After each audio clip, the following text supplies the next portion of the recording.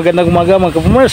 Hingi lang ako ng paumanhin mga kapumers na medyo matagal-tagal tayo nakapag-upload dahil sa pagbagyo na mula nung dumaan ang bagyo mga kapumers na bagyong Tino.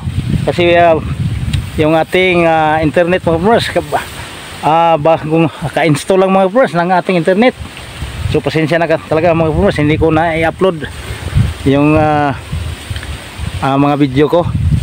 So ngayon mga kapumers, i-share ko lang yung aking karanasan pagkatapos ng bagyong Tino mga kapumers. So ito yung buhay ko ngayon mga kapumers. Dito ko sa ating bukid, sa ating abakahan mga kapumers, sa bukid. Yan.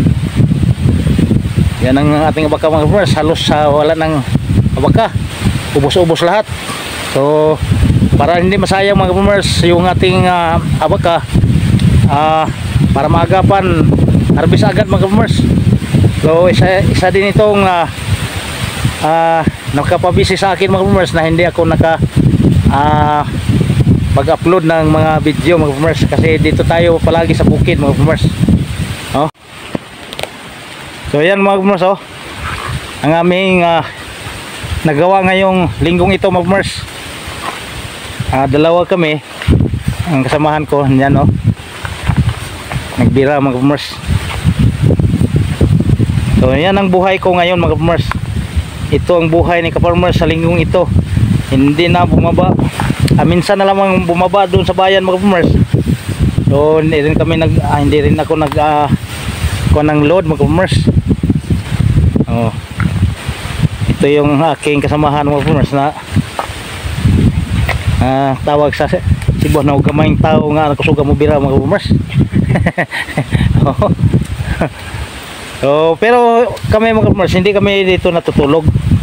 Yung kung naalaala nyo mga kapumers, yung ginawa ko ng kamalig, doon na kami banda mga kapumers natutulog. Mayroong kubo doon na mayroong bahay, at saka yung iba naming mga kasamahan mga kapumers nandoon sa kamalig natutulog. So ipakita ko rin yung kamalig mamaya kapumers, i-update ko sa inyo kung ano yung nakikita nyo noon nung paggawa pa hanggang nag-skeleton.